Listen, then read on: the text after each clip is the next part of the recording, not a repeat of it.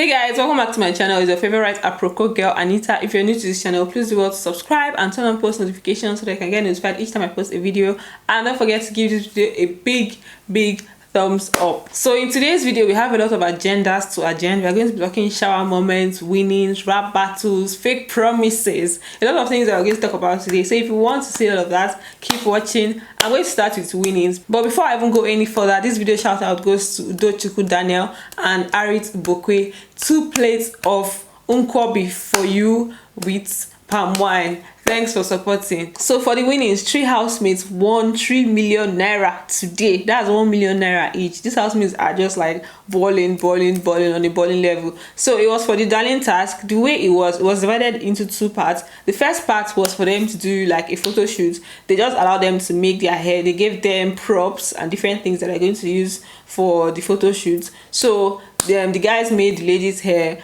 and then they did their photo shoot for the first part. And the groups, they were divided into 3 groups, 1 girl in each team. For the first team, we had V, OZO, and KIDDS. Second team was Neo, Dorothy, and LAYCON. Third team was TRIKKY, Prince, and NENGI. Immediately they brought in the darling task. I just had a feeling that it's Prince's team that was going to win, because we already know that he's good with hair making and stuff. But it was actually a major, it was actually a tough competition, because all the other housemates also brought in their best. For the picture part of the task, I felt like NENGI and V really did a good job, because their modeling skills, their poses, everything was just on point. Dorothy, I think Dorothy's own would have been better if maybe she had a better director, but Neo was just giving her different directions. There's a picture where she was put her leg on the table, so I don't know, his direction and to her photo, the direction that he was giving her, the poses that he was giving her wasn't it. And she too, she doesn't seem like she has a lot of experience when it comes to modeling or maybe poses and stuff. You know, it's not everybody that knows how to pose, although she has won 1 picture task before, but this time around they did not win. So the second part was a runway show, and I particularly enjoyed this part because everybody was showing their runway modeling skills, like Prince, Neo. They were just showing us things. So NENGI's team went first, and then Dorothy's team went second, and then V's team went third. So the way it was that after the runway, they will just come out, you know, do their fashion parade. Then they will now read their poetry, bespoken words about the whole darling stuff. What makes you, what made you find you're beautiful? So almost all of them did that part. So the way they judged it was team spirit, creativity, and all of that. Then at the end of the day, the team that won was Prince's team. That's Prince, NENGI, and TRIKKY. The team will receive the cash prize of 3 million naira. Again, kudos to the house. You can shout down.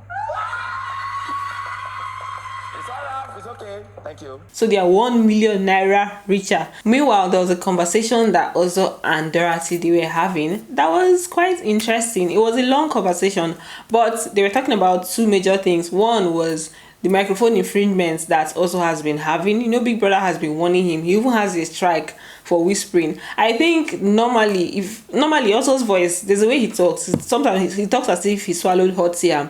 So it's hard to really, what you'll be hearing more is like the bars that comes out from his voice. So he's like, oh, I feel like, so you will not really get what he's saying. So it's now worse when he's not like loud. So I think maybe that's what has been giving him all this microphone infringement, because even when he's wearing his microphone and he's not talking loud, Big Brother will give him warning. So he was talking to Dorothy about it. Dorothy was now trying to like let him know that he needs to buckle up, because it's almost as if like if you give somebody a warning 1 time, 2 times, and the person is still doing the same thing, means that you're not serious. So it's almost as if the person is not even trying to try that. If she was the one that was in that position and they give her warning once, they're not going to catch her doing that thing again. So he needs to stop all the whispering. That she noticed that he started all this his own whispering when he started talking to Neo. That what is it that they're really talking about that they cannot say out loud? That if it's that serious, they should not even, they should forget about it.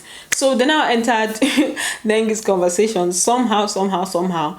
And I think the reason he brought up the NENGI stuff was because NENGI was outside playing with Prince. They were playing Ludo outside. They played that Ludo for like over 30 minutes or so. They were just playing outside. Everybody was in the garden. It's not just them. All of them are in the garden. So OZO was in the room with Dorothy having that conversation. I think he felt odd about like he didn't want to be outside. He even said himself that he's not going to go outside, that from there he will just sleep, but that's not what he did, sha. So for the NENGI's part, he was just saying that it's almost as if they've been moving around in circles, that some days to be as if everything is all rosy and sweet, and then maybe the next day they will now go back to square zero, like things will just go back. So they've just been like moving around in circles. That's the major part of what he was saying. Just the normal uncertainty that he feels towards the situation, that okay, maybe this, maybe that, maybe that. Then he now got to a part in the conversation where the writer was now saying that LAYCON mentioned that those two people, they don't like, it's as if they don't like public display of affection, like showing their love in public and stuff. So me, when I listened to that, I was like, if only they knew, even private or public, nothing they happen. So also I was not saying that the highest thing that has happened between them is just holding hands. Like when it comes to like romantic stuff, that the highest thing is holding hands.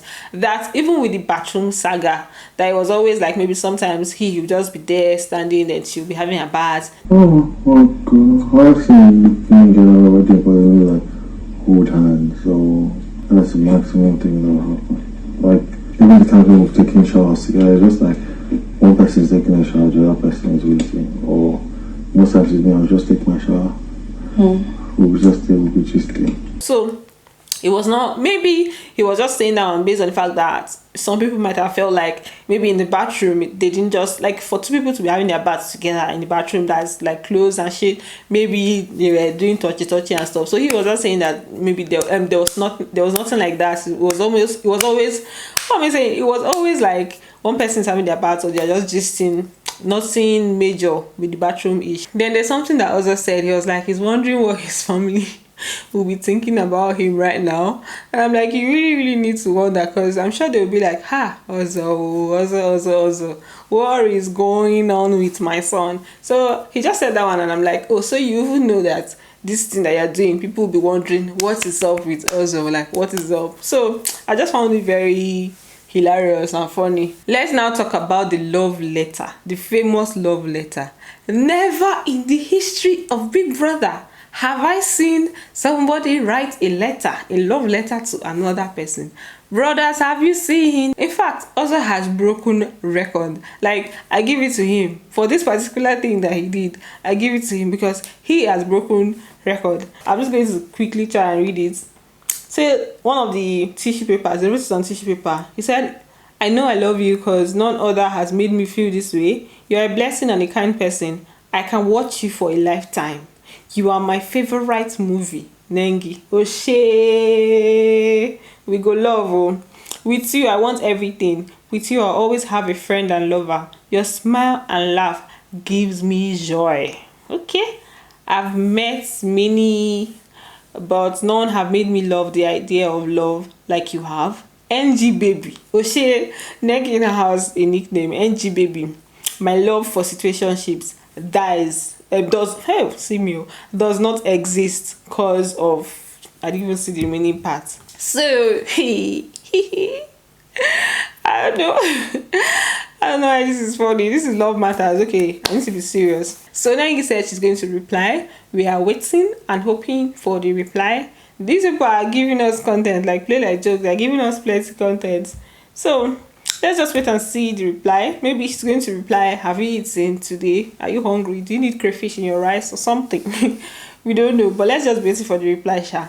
Then TRIKKY, let's talk about the wires now. So I saw a video, a long video. It was a live video where TRIKKY and Daily Momodu were talking about the situation of things that happened in the house with Erica, like the whole disqualification saga, sha. It's very long, it's like 6 minutes, and man, I'm not gonna play 6 minutes clip here. Erica, I think as a father, I don't know, and it's not my business what is happening between her and my son. I don't even know. Till the very day that my son comes up with a lady and says, Dad, this is who I want to marry. I will be supportive of any support.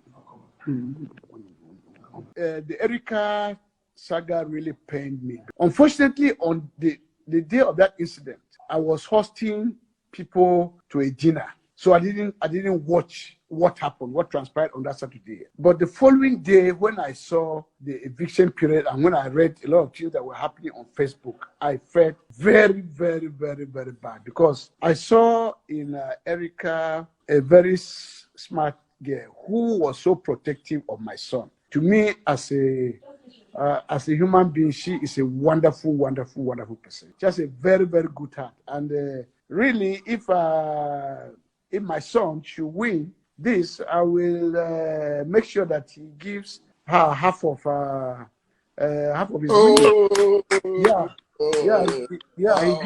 He gives her half of the winning, and then the rest have to charity. So let me just try and summarize, because the video is quite long. So he was just saying that he doesn't watch Big Brother before because of his son. He started watching, and then he saw in Erica a very, very nice girl, that Erica tried to protect KIDDS, that she was always protective of him, and like I'm trying to let him know that these people that he's just looking at, you know, normally KIDDS has a very, very freestyle attitude, treating everybody very right and stuff. So according to him, he was now saying that Erica was just trying to let him know that all these people that he's just, you know, doing open-handed for, free-handed for, like maybe they don't feel the same way for him and stuff. Like that's just what he was saying at this beginning part, and just talking about how nice she is, she's a nice person, this, that. Then he now went on to say that if KIDDS wins the money, that they're going to give Erica half of the money and then give the remaining half to charity.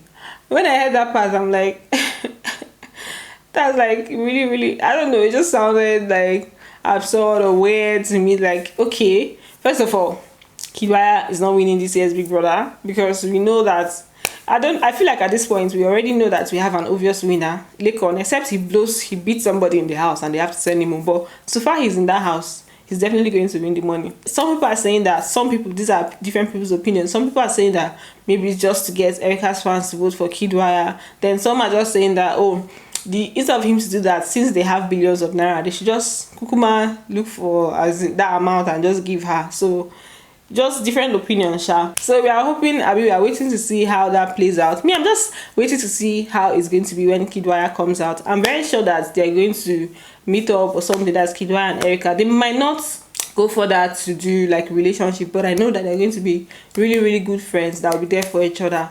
But we are watching everything that is happening. Then there's another video that I saw where KIDDS management, the lady that's managing KIDDS page, I think. Yeah, I saw the video on somebody else's page, but I think the lady in question is the one that's managing KIDDS page, and she was doing a live video with Pepper Them Room. The reason why LAYCON and Kid is cool, I need you to understand, he doesn't know anything LAYCON has said about him. Please, I am begging you. So wait, so if Kid knew, he would never fuck with him? Right off. Right, I will come into the screen myself. Like, what the hell? Do you understand what I'm saying? So when I saw this video, I'm like, okay, I'm trying to remember what exactly did LAYCON say about him that's like so bad. The only incident I now remembered was that night that Erica was the first major time that Erica was drunk, where LAYCON was just talking about how KIDDS is going to sleep with her, KIDDS is going to have sex with her, that he needs to protect her from KIDDS, that she said she didn't want to do anything like that on national TV. So I think that's the only thing I remember, and I feel like some people are going to find it offensive. Like, okay, you're just assuming that this is what I'm going to do with this babe. Like, what do you take me for? Because I know that day Praise was telling him that KIDDS is not going to do that. He's not that kind of person. He will not like take advantage of the situation, because it was almost beginning to sound like LAYCON was implying that he's going to take advantage of her because she's drunk. But that's not exactly the way LAYCON said it, because I can remember him saying that both of them are drunk, so they might now do something they don't want to do and stuff. So that's just how that conversation was. I can't remember any other time right now.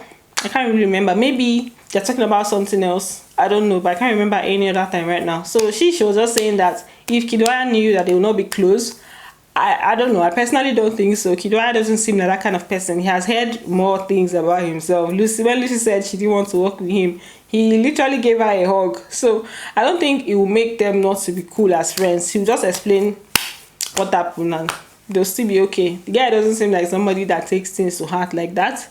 So that's just what I think. Then this evening they did the rap battle. yesterday evening, before I said this evening, they did a rap battle. It was a very interesting session. The housemates were just there they were just going back and forth, back and forth. You know how rap battles are, and everybody just throwing in their own lines. LAYCON went first with KIDDS, and it was very good. It was very nice. I enjoyed watching it. Then it now became bloody. They now started doing like this kind of throwing shades kind of stuff. Dorothy, your head is smaller than your body.